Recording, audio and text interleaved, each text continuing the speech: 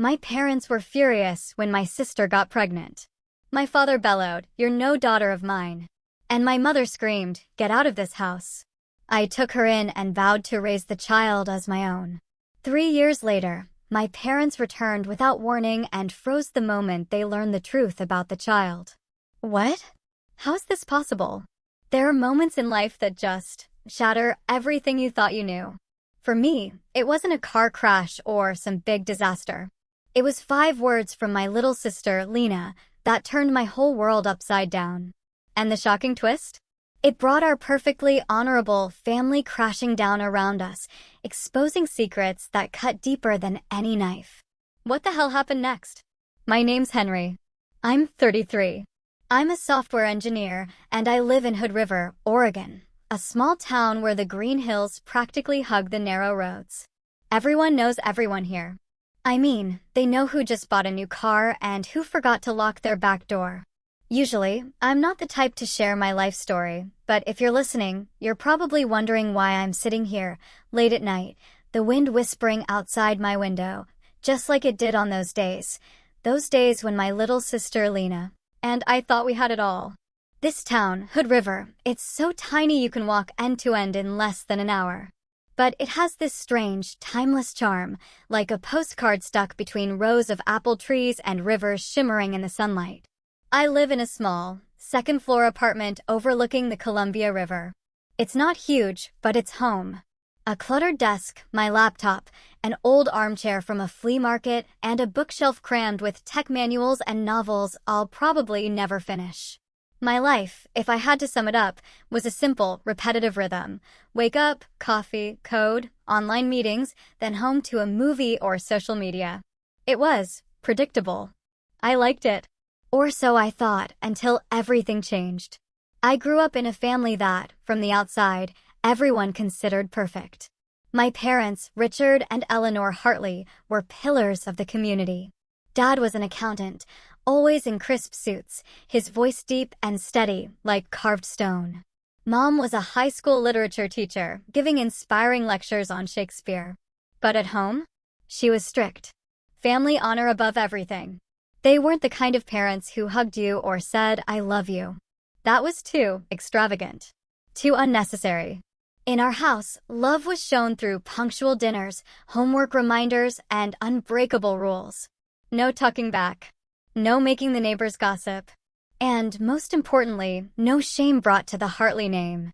As the oldest, I guess I carried the weight of those invisible expectations.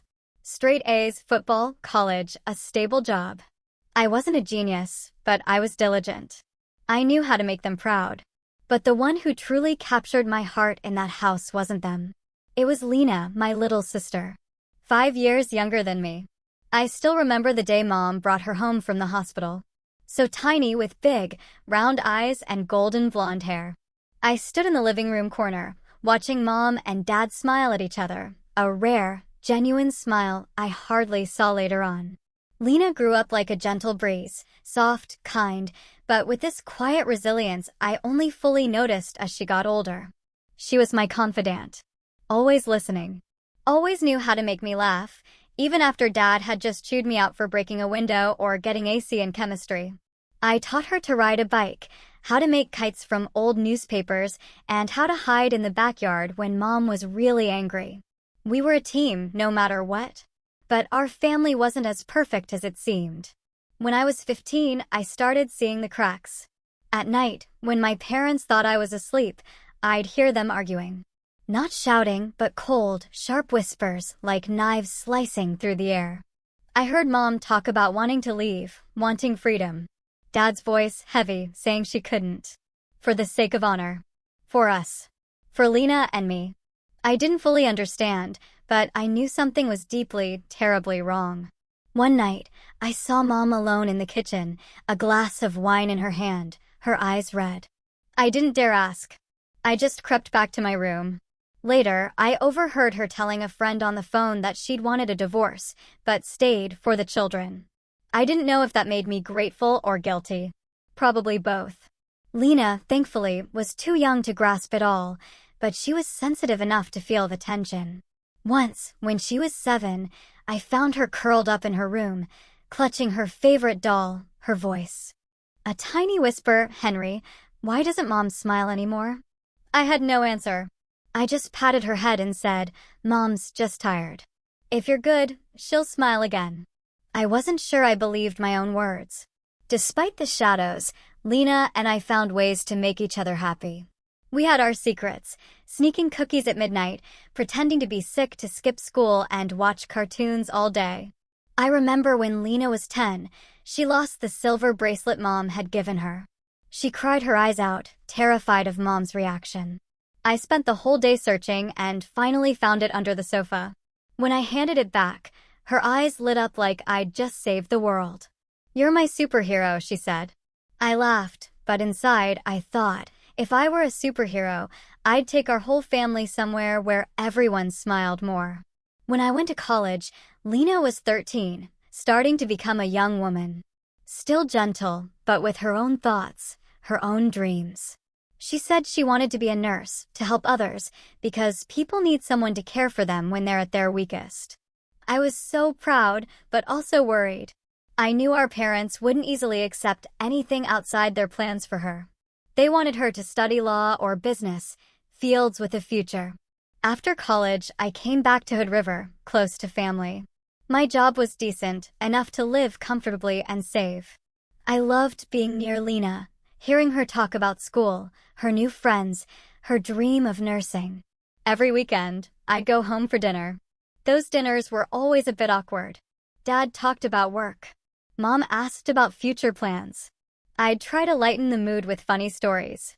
Lena was usually quiet, just smiling and nodding, but her eyes would always find mine, as if to say, "You get me, right?" Everything seemed fine until one day, Lena was 22, in her final year of nursing school. I got a message from her. Short, but enough to make my heart race. "Henry, I need to see you. Don't tell Mom and Dad." I knew immediately something was terribly wrong. Lena wasn't dramatic. Her tone sent a chill down my spine. I called her. No answer. Just a text back, "Tonight. The coffee shop on Maple Street." Okay. That evening, I sat in that coffee shop, my latte long gone cold. The dim streetlights cast a hazy glow on the wet sidewalk after an afternoon rain. My heart was pounding, not from caffeine, but from those words, "Don't tell Mom and Dad." They kept replaying in my head like a broken record. The door jingled. Lena walked in. Oversized wool coat, blonde hair tied up high, but her eyes, red, like she'd been crying all day. She sat across from me, hands clasped tightly, avoiding my gaze. I wanted to shout, to demand what was happening, but I knew Lena.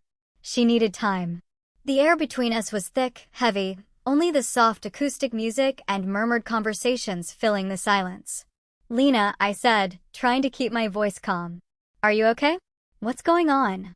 She bit her lip, blinking rapidly, trying to hold back tears.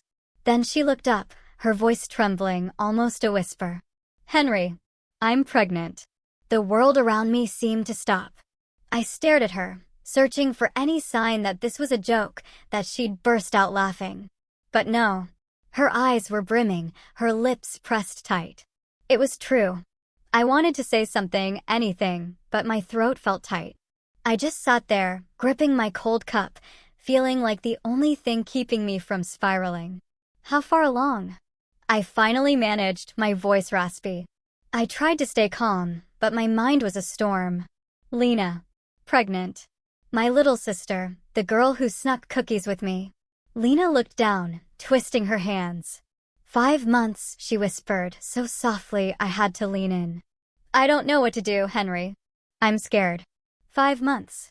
I repeated, louder than I intended.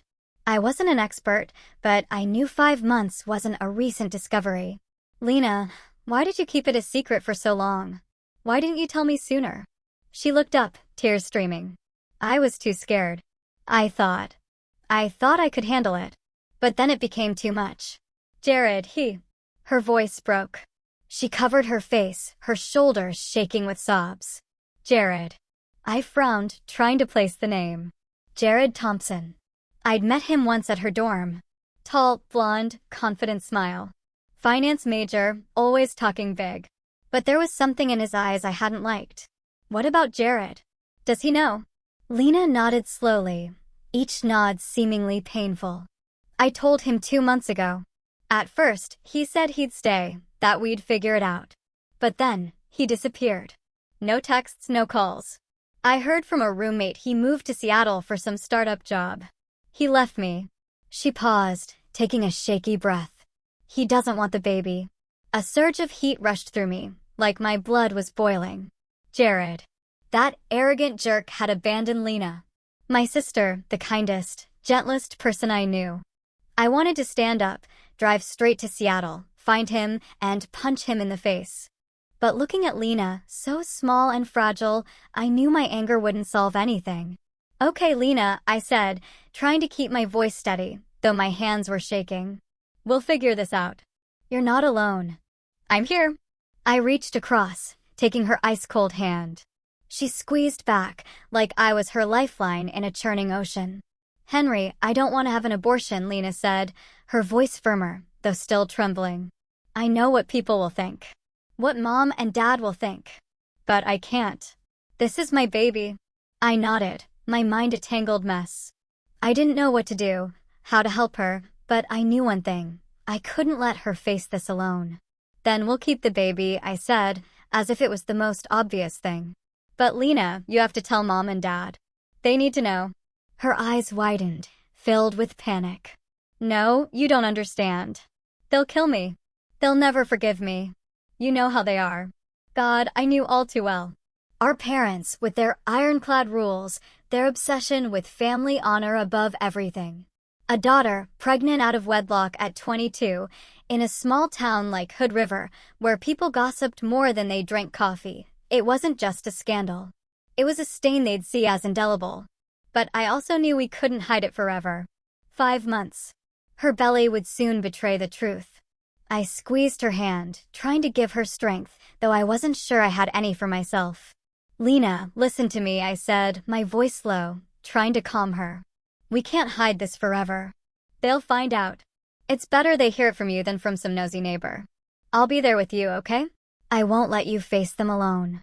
She looked at me, her eyes glistening, searching for a glimmer of hope. You promise, she whispered. I promise. I replied, though my own fear was no smaller than hers. I could picture Dad's face, the way he'd purse his lips, his eyes sharp as knives. I could hear Mom's voice, not yelling, but whispering words that cut deeper than any shout. But I wouldn't let Lena face it alone. Never. 2 days later, I took Lena to see a doctor. I didn't want her going alone after what she'd been through with Jared.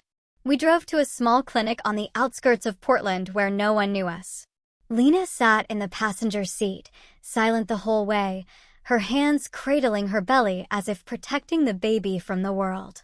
I glanced at her, forcing a smile.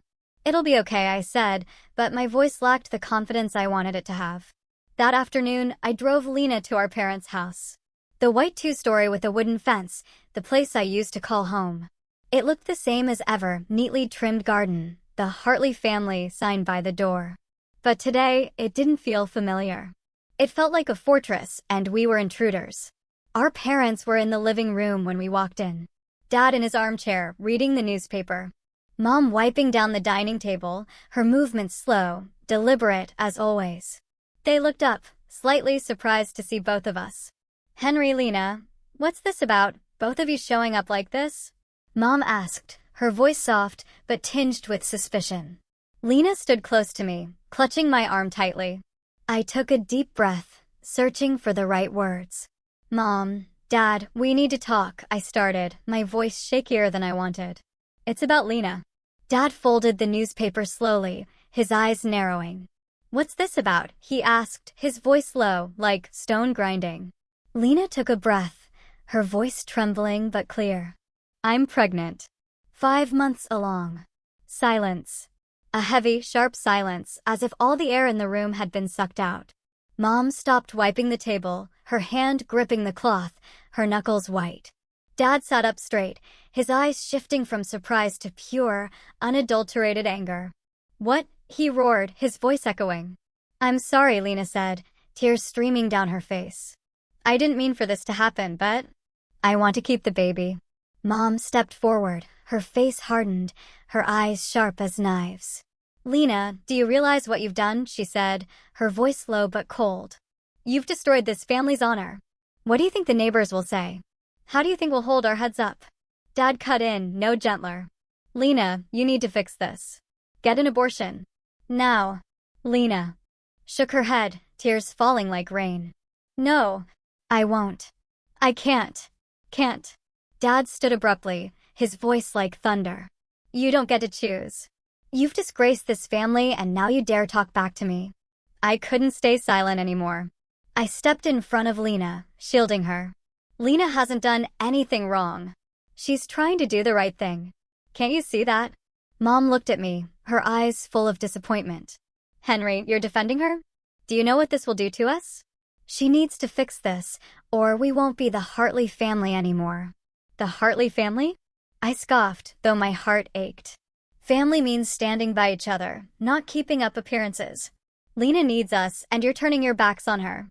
Dad pointed at me, his face red with rage. "Don't lecture me about family, Henry.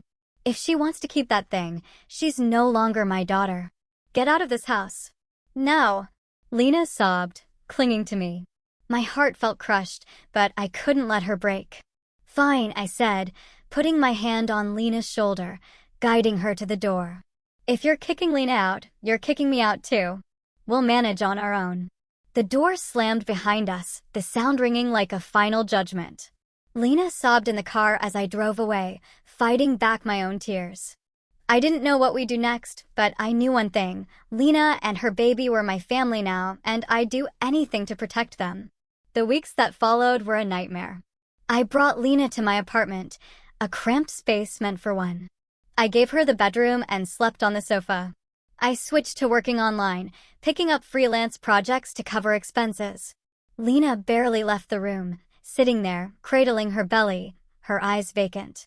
I tried to make her laugh, recounting old stories about our midnight cookie raids, but she only managed a faint smile, as if even smiling was a burden. The neighbors started to notice.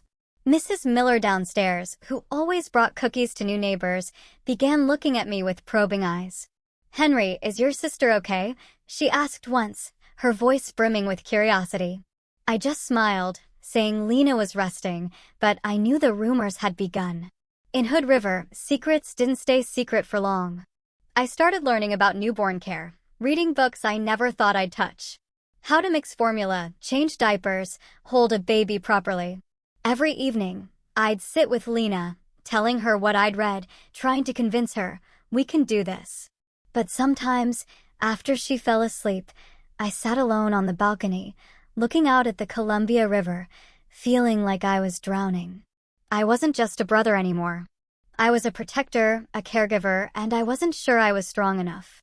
The months that followed were an endless string of long days. I worked from morning till late night, coding on my laptop while Lena slept or sat quietly reading her nursing books.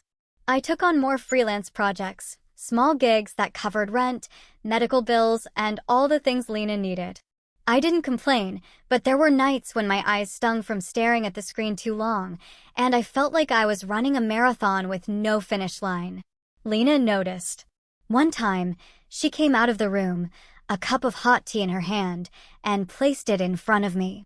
"Henry, you don't have to do everything," she said, her voice soft but laced with worry. "I can find a part-time job." "No." I cut her off, maybe a bit harsher than I meant. "You need to rest. Let me handle it." She looked at me, her eyes glistening, then nodded. But I knew she felt guilty. I hated that. Hated that she thought she was a burden. But I didn't know how to make her understand that to me.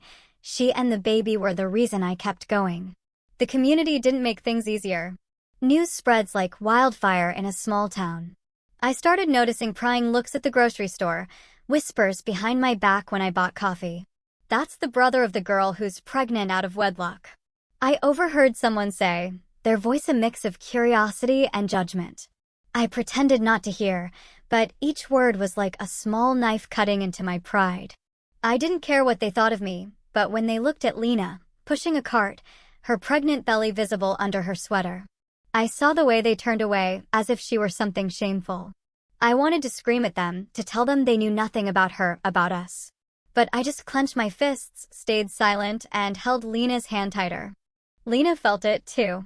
She went out less often, staying in the apartment with the windows shut. "I don't want them to look at me like that," she said once when I asked why she didn't want to come for a walk. "I don't want them to think I'm a mistake." I hugged her, trying to tell her she wasn't a mistake, that she was the strongest person I knew. But my words didn't seem enough to erase the pain in her eyes. Not everyone turned their backs, though. Mrs. Miller, the neighbor downstairs, started showing up with containers of homemade food, pumpkin soup, toasted bread, sometimes cookies. "The girl needs to eat properly," she'd say, winking at Lena. For the first time, Lena smiled. A real smile. And I felt a flicker of hope. Maybe the whole world wasn't against us. When Lena reached her 8th month, everything became more real. I took her to checkups. The doctor said the baby was developing well, but Lena needed more rest. I tried to make things easier, cooking simple meals, buying extra pillows, even learning to massage her feet when she complained of pain. But Lena grew more anxious. "Henry, what if I can't do it? What if I'm not a good mother?" she asked one night, as we watched an old movie neither of us was really focused on. "You'll be a wonderful mother," I said, taking her hand. "You already love this baby even before it's born. That's what matters most." She smiled, but I knew she was still scared. I was scared too, but I didn't dare say it. I was afraid I wouldn't be strong enough, that I'd fail Lena, the baby, and myself. The day Lena went into labor came unexpectedly on a rainy October morning. I was coding when I heard her call from the bedroom, her voice panicked. "Henry, I think it's time." I nearly dropped my laptop, my heart pounding as I rushed in. Lena was sitting on the bed, face pale, clutching her belly. "It hurts," she whispered. I don't clearly remember what happened in the next few minutes. It was all a blur. I helped Lena to the car, drove like a maniac to the hospital, trying to stay calm while she breathed heavily and gripped my hand. "I'm here," I kept repeating like a mantra, though I was trembling myself. At the hospital, nurses quickly took Lena to the delivery room. I wanted to go with her, but they told me to wait. I sat there on a hard plastic chair, staring at the wall clock, each tick stretching like an hour. I thought about our parents. They still hadn't reached out. Not a single call, not a single text. I'd called Mom a few days after they kicked Lena out, hoping they'd change their minds, but she'd only said curtly, "When Lena fixes her mistake, come back." I'd hung up without another word. But now, with Lena in the delivery room, I wanted to call them, to shout into the phone that they were missing the most miraculous moment of their lives. But I didn't. I just sat there, praying, though I wasn't sure who I was praying to. After 3 long, agonizing hours, a nurse came out, smiling. "She's given birth. A healthy baby boy." I stood up, my legs shaking so much I nearly fell. "Can I go in?" I asked, my voice cracking. The nurse led me to the room. Lena was lying on the bed, drenched in sweat, but radiant. Next to her was a tiny bundle wrapped in a white blanket, eyes closed tight. "Micah," Lena whispered, looking at me. I named him Micah. I stepped closer, unsure what to do. The nurse handed Micah to me. I held him gently, afraid I might break something so precious. He was so small, so warm. And as I looked down at him, I felt a strange sensation, like the whole world had narrowed to just me, Lena, and Micah. I cut the umbilical cord, my hands trembling. And when the nurse showed me how to hold him properly, I felt like I'd become part of something bigger than myself. The weeks that followed were a new challenge. Lena was weak after the birth, and I became the primary caregiver for both her and Micah. I learned to change diapers, mix formula, and soothe Micah when he cried in the middle of the night. Some nights, I only got 2 hours of sleep, juggling work and watching Micah so Lena could rest. I was exhausted, but every time I saw Micah sleeping, his tiny hands clenched into fists, I felt it was all worth it. Lena slowly recovered, and she started studying nursing again, through online classes. I'd see her at the laptop, taking careful notes, though her eyes were still tired. "I want to do this for Micah," she said once when I asked why she didn't take a longer break. I want him to be proud of his mom. Seeing Lena like that, with her quiet resilience, I felt both proud and heartbroken. She was trying so hard, despite everything, the judgmental stares from the town, the cold silence from our parents, the scars Jared left behind. I wanted to tell her she was already an incredible mother. But I just smiled, patted her shoulder, and went back to my work, trying to keep everything from falling apart. Time passed in the blink of an eye. Micah was now 3 years old, a tiny boy with golden blonde hair like Lena's and big, curious brown eyes that took in the world. He was the center of our lives. Every morning, I woke up early to prepare his bottle, playing with him while Lena studied. Those moments when Micah giggled or clutched my finger were the only medicine that helped me forget the sleepless nights and the piling bills. But one thing tugged at my heart. Micah called me Daddy. The first time he said it, I nearly dropped my coffee mug. Lena laughed, but her eyes held a trace of sadness. He loves you, she said. But you're not. She didn't finish, but I understood. I wasn't Micah's father, even though I'd done everything a father would. Our life, though difficult, had slowly stabilized. Lena studied diligently. I continued working online. And the neighbors, especially Mrs. Miller, became unexpected allies. She often brought over old toys or a plate of cookies, always with a comment, for the little one, Henry. You're doing great. Those small words kept me going. But deep down, I still felt a void. Our parents hadn't reached out. I tried visiting them once, when Micah was 1, hoping they'd soften at the sight of their grandson. But Dad just stood at the gate, coldly saying, "Get out of my sight." He's not a Hartley. I drove back, gripping the steering wheel, fighting back tears. Then, one evening, everything changed.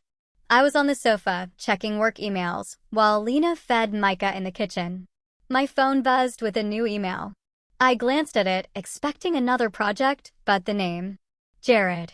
It hit me like a punch to the chest. I stared at the screen, my heart pounding. 3 years. 3 years since he'd abandoned Lena, leaving her alone with a 5-month pregnancy. I wanted to delete the email, to pretend it didn't exist. But a part of me, curiosity or maybe pure anger, made me click. Henry, the email began. I know you probably don't want to hear from me. I don't blame you. But I need to talk to Lena. I want to see her and my son. I was wrong and I want to make it right. Please give me a chance. Blood rushed to my head. A chance? He thought he had the right to ask for a chance after what he did. I stood up, pacing the living room, trying to suppress my rage. Lena came out of the kitchen, wiping her hands on her apron, her eyes worried. Henry, what's wrong? You look like you've seen a ghost. I hesitated, unsure how to tell her. But Lena wasn't a child anymore. She deserved the truth. Jared sent an email, I said, my voice dry. He wants to see you and Micah. Lena froze, her face paling. She sat down, her hands trembling. What did he say? She asked, her voice barely a whisper. I handed her the phone, letting her read it herself. Lena scanned the email, her lips pressed tight, her eyes glistening. He has no right, she said, but her voice wavered. After everything, he has no right to come back. Exactly. I replied, my tone harder than I intended. He abandoned you, Lena. He doesn't deserve to be Micah's father. You don't have to see him. Then I caught a flicker of hesitation in her eyes. She looked out the window, where streetlights cast a glow on the wet sidewalk. But maybe Micah needs to know who his father is, she said. After a moment of thought, her words felt like a slap. Micah needed to know his father. I'd been here for 3 years, changing diapers, staying up nights, doing everything to keep this family together. But I wasn't Micah's father. And though I hated to admit it, Lena's words stung.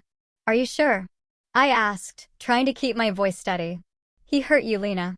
Who's to say he won't do it again? She shook her head, tears streaming down her cheeks. I don't know, but I have to think about Micah. If Jared is truly sorry, maybe he deserves a chance to know his father. A few days later, I agreed to let Lena respond to Jared's email. I didn't want to, but I couldn't force her. Lena wrote a short, polite but cold message, agreeing to meet Jared at a coffee shop in Portland, a neutral place, not Hood River, where people would stare and whisper. I insisted on going with her, not because I wanted to see Jared, but because I didn't trust him. Lena agreed, but I saw the uncertainty in her eyes, as if she were caught between two worlds. On the day of the meeting, I drove Lena to Portland, leaving Micah with Mrs. Miller. Lena was nearly silent the whole way, her hands clasped tightly in her lap. I wanted to say something to comfort her, but I didn't know what. When we arrived at the coffee shop, Jared was already there, sitting in a far corner, wearing an expensive gray suit. A far cry from the arrogant college kid I'd once met. He stood when he saw us, a nervous smile on his lips. "Lena," Jared said, his voice soft but tense. "Thank you for coming." "Henry." He nodded at me, but I didn't respond. I just sat down, arms crossed, staring at him. Jared started talking, his voice shaky. He explained that after leaving Lena, he moved to Seattle, worked for a tech startup. The company succeeded, and now he was a millionaire, owning a penthouse and a team of employees. But he said none of it made him happy. "I was wrong, Lena," he said, bowing his head. "I was scared back then. I wasn't man enough to be a father. But I've changed. I want to meet my son. I want to make things right." Lena sat silently, clutching her coffee cup. I wanted to interrupt, to yell in Jared's face that he didn't deserve this, that he had no idea what we'd been through. But I stayed quiet, letting Lena decide. Finally, she looked up, her voice cold but firm. "Jared, you left me when I needed you most. You think an apology is enough?" Jared knelt down, right in the middle of the coffee shop, drawing looks from a few people. "I don't expect you to forgive me right away," he said. "But I want to prove myself. I want to meet Micah, to be part of his life. And I want to make up for what I did to both of you." He looked at me, as if seeking my approval. I felt my blood boil. "Make up for it?" I snapped. "You think money can buy back the 3 years Lena had to endure? The 3 years I watched her cry because of you." "Henry," Lena said, placing a hand on my arm, her voice soft but firm. "Let me handle this."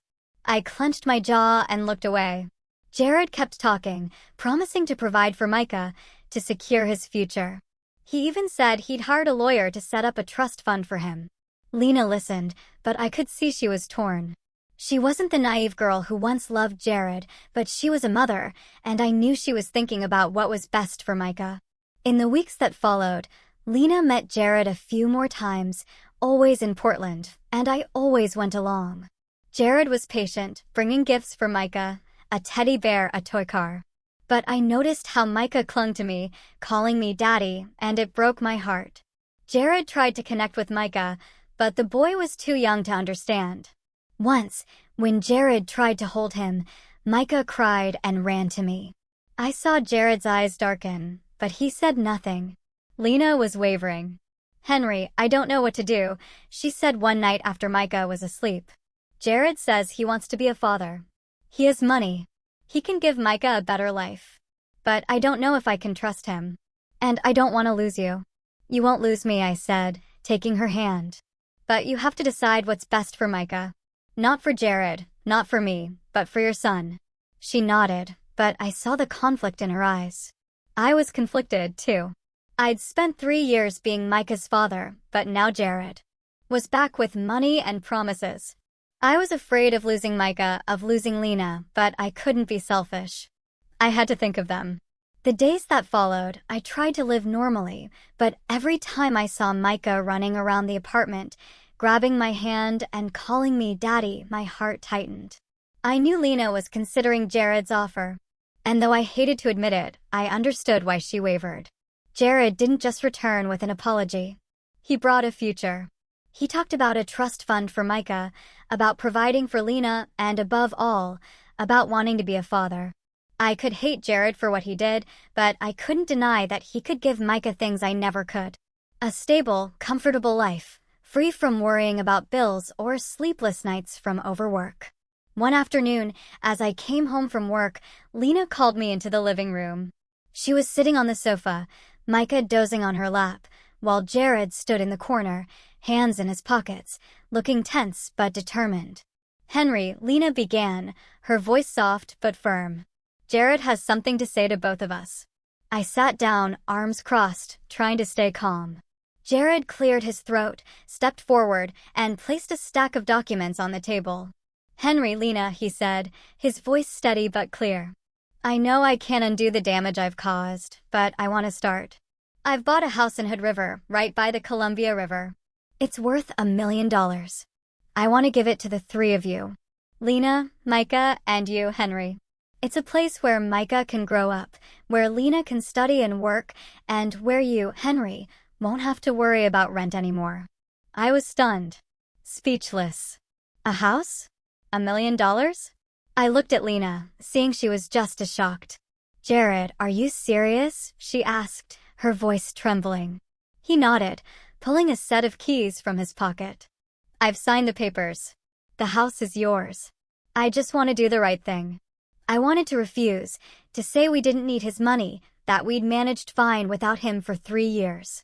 But I looked at Lena, at Micah, sleeping peacefully on her lap, and I knew I couldn't let pride stand in the way of their future. Thank you, I said, my voice dry. But this doesn't change what you did.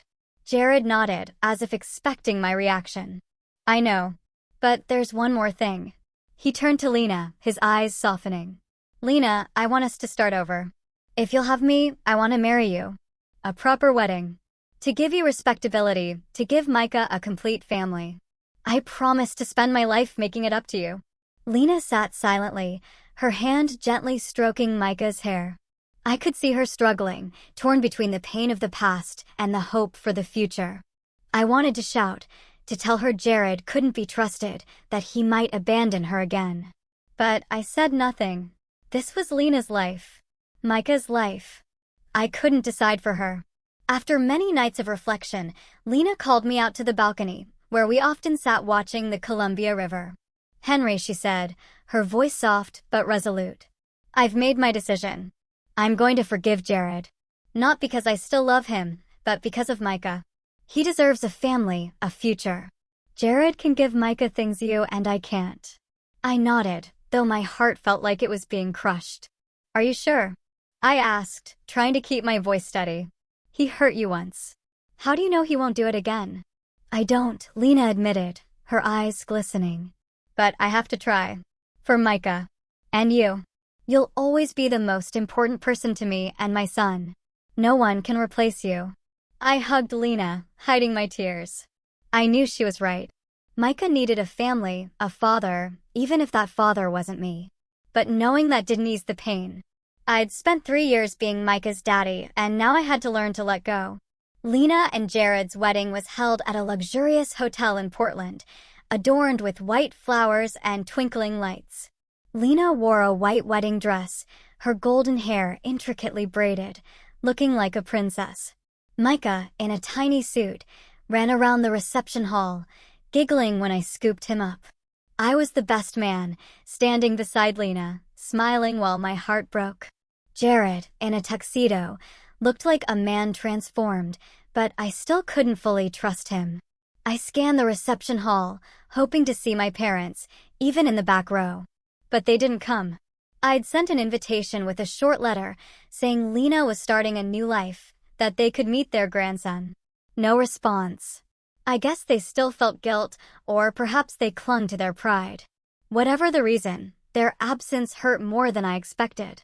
After the wedding, Lena, Jared, and Micah moved to Seattle, where Jared had a penthouse overlooking Puget Sound. I helped them pack, trying not to let Micah see my sadness. When? He hugged me and said, "Daddy, I'll see you soon, right?" I just nodded, afraid to speak in case my voice broke. I moved into the new house Jared gave us. A spacious, 2-story home by the Columbia River with a garden and large windows facing the green hills. It was more beautiful than anywhere I'd ever lived, but it felt empty. No more Micah's laughter. No more nights talking with Lena on the sofa. I kept working, kept coding, but every evening, sitting alone in that large living room, I felt like a part of me was missing. A month after the wedding, on a rainy evening, the doorbell rang. I was surprised. Few people visited at that hour. When I opened the door, I froze. My parents stood there under the dim glow of the porch light. Mom, her silver hair plastered wet to her forehead, looked at me with red, weary eyes, filled with an emotion I'd never seen in her, regret. Dad stood beside her, shoulders slumped, his stern face now aged a decade. Henry, Mom said, her voice trembling, nearly drowned out by the rain. Can we come in? I nodded, speechless, my throat tight. I led them into the living room, where the warm yellow light illuminated the bare walls, highlighting the stillness of the house. They sat on the sofa, Mom clutching Dad's hand, their fingers intertwined, as if she were drawing courage from him. I sat across from them, gripping the armrests, my heart pounding. For years, I'd imagined this moment, the day my parents faced what they'd done. But now that it was happening, I didn't know how to feel. Mom took a deep breath, her eyes glistening. We were wrong, Henry, she began, her voice breaking. We were too harsh. Too cold. We pushed Lena away, and you too. We thought we were protecting the family's honor, but we lost our family. I'm sorry. A tear rolled down her cheek, and she bowed her head, unable to meet my eyes. Dad, always the stoic one, looked strangely small. He nodded, his voice hoarse, each word a struggle. We read your letter about Lena's wedding. We wanted to come. To see her. To meet our grandson. But we didn't dare. We were afraid Lena wouldn't forgive us. That you wouldn't want to see us after what we did. He paused, gripping Mom's hand tighter. And I saw his eyes redden. For the first time in my life, I saw my father cry. I sat silently, emotions crashing over me like a wave. Anger, pain, but also a hint of relief. For years, I'd been furious at them for turning their backs on Lena, for leaving me to carry everything alone. But seeing them there, two aging, remorseful people, my anger melted, replaced by a deep sadness. Lena forgave Jared, I said, my voice soft but firm. And she'll forgive you. She's stronger than you think. And Micah, he needs his grandparents. He deserves to know a family's love. Mom burst into tears, rushing to me, hugging me tightly as if afraid I'd disappear. My boy, she sobbed. I hurt you. I never meant to. Dad stood slowly, placing a hand on my shoulder.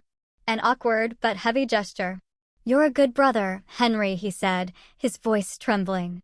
And a father to Micah. I'm proud of you. We stood there, wrapped in each other's arms, in the large but suddenly warm room. The rain still fell outside, but its pattering now sounded like a lullaby, gentle and comforting. For the first time in years, I felt my family wasn't just broken pieces. We could heal. Step by step. And though the road ahead was long, I knew we'd walk it together. After my parents left, I sat back on the sofa, the now cold coffee mug still on the table. The house was quiet, filled only with the sound of rain and my heartbeat, still racing from what had just happened. I'd been angry at my parents for so long, convinced they'd never change. But seeing Mom cry, seeing Dad, the man as unyielding as stone, tremble as he apologized, I felt a part of me lighten. They weren't perfect, but they were my parents, and they were trying to make amends. I picked up my phone, my fingers hesitating over the screen. I wanted to call Lena, to tell her about Mom and Dad, but I was afraid. Afraid she wouldn't want to hear it, that the wounds they'd caused were too deep for her to forgive. But then I thought of Micah, of his radiant smile, and I knew I had to try. I dialed her number. After 2 rings, Lena's voice came through, warm and familiar. Henry, I was just about to call you. Micah was asking about Daddy this morning. I smiled, though my heart tightened at the word Daddy. How's the little guy? I asked, trying to keep my tone cheerful. And you? How's life in Seattle? Lena laughed, a sound soft but full of life. Micah's doing great, Henry. He loves running around the apartment, driving Jared crazy because he keeps wanting to play superhero. And me, I'm studying. Again. And Jared, he's good to me, Henry. I never thought I'd be this happy. The apartment overlooks the bay, and every morning, Micah stands by the window, pointing at the ships and asking a million questions. I feel like things are finally okay. Hearing Lena speak, I felt a wave of warmth, tinged with a hint of loss. She was happy, and that's what I'd always wanted. But a part of me still missed the days when it was just me, Lena, and Micah, and that cramped Hood River apartment where we were each other's entire world. I'm glad for you, I said, and I meant it. Lena, I have something to tell you about Mom and Dad. Silence. I heard Lena take a breath, as if bracing herself. What is it? She asked, her voice quieter. They came to my house tonight. I began, recounting everything. How they stood in the rain. How Mom cried. How Dad admitted their mistakes. I described the regret in their eyes, the apologies I never thought they'd utter. When I finished, Lena was silent for a long moment, and I worried I'd upset her. Finally, she spoke, her voice trembling. I don't know if I can forgive them right away, Henry, but I feel relieved. They're my parents, and I don't want Micah to grow up without knowing his grandparents. She paused, then continued, her voice brighter. Henry, Thanksgiving is coming up. I want to invite you and Mom and Dad to Seattle, to our home with Jared. I want our family to be together, even if it's just for a day. I was stunned, not expecting Lena to open her heart so quickly. Are you sure? I asked. They'd be thrilled, but you don't have to rush. I'm sure, Lena replied, her voice firm. Micah needs to know what family is, and I want you there. You're the most important person to me and my son. I smiled, tears silently rolling down my cheeks. I'll be there, Lena. And I'll bring Mom and Dad. In the weeks leading up to Thanksgiving, I reconnected with my parents. I visited their house for the first time since they'd kicked Lena out. The house was the same, with its white fence and neatly trimmed garden, but this time, it felt warmer. Mom made tea. Dad sat across from me and we talked. Not just about Lena, but about the years gone by, about things we'd never said. You did well, Henry, Dad said once, his eyes holding a pride I rarely saw. You held this family together. When Thanksgiving arrived, I drove Mom and Dad to Seattle. They were quiet the whole way.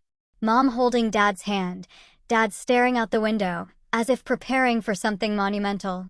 I was nervous, unsure how Lena would react to seeing them again, or how Micah would respond to meeting his grandparents for the first time. Lena and Jared's apartment was on the top floor of a luxurious building, with large windows overlooking the shimmering Puget Sound. When we walked in, the smell of roasted turkey and pumpkin pie filled the air, mingling with Micah's laughter. He ran to me, shouting, "Daddy," before noticing my parents. Lena came out of the kitchen, wearing a simple green dress, but glowing. Jared was beside her, holding a bottle of wine, smiling awkwardly. "Hello, Mom." "Dad," Lena said, her voice soft but slightly trembling. She stepped forward, hugging Mom first, then Dad. Mom burst into tears, immediately holding Lena tightly, whispering, "I'm so sorry." Dad stood stiff, but when Lena hugged him, I saw his shoulders tremble. "It's over, Mom," Lena said, smiling through her tears. "We're here now. For Micah. For family." Micah, curious but shy, stood behind my leg, peering at his grandparents with wide eyes. Mom knelt down, opening her arms.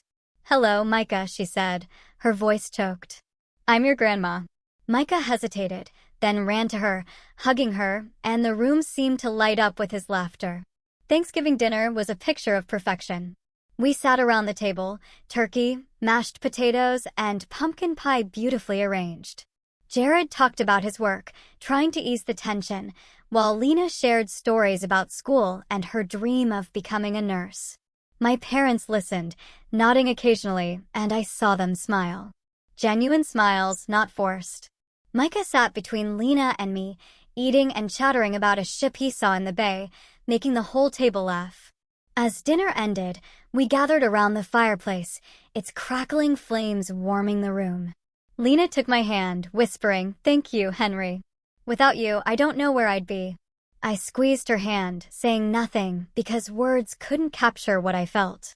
My parents stayed an extra day, playing with Micah, talking with Lena, and for the first time, I saw them as real grandparents. As they prepared to leave, Mom hugged me, saying, "You gave us a second chance, Henry. We'll never forget that." Dad just nodded, but his pat on my shoulder said everything. Back in Hood River, I sat on the balcony of the new house, watching the Columbia River glimmer under the moonlight. Our story wasn't perfect, but it was ours, with its cracks, tears, and smiles. Lena and Micah were happy. My parents were back. And I, though still quiet, knew I'd done the most important thing. I kept our family together. What would you have done in my place, having to choose between your own deep hurt and what might be best for the people you love most? Tell me what you think. I really want to know.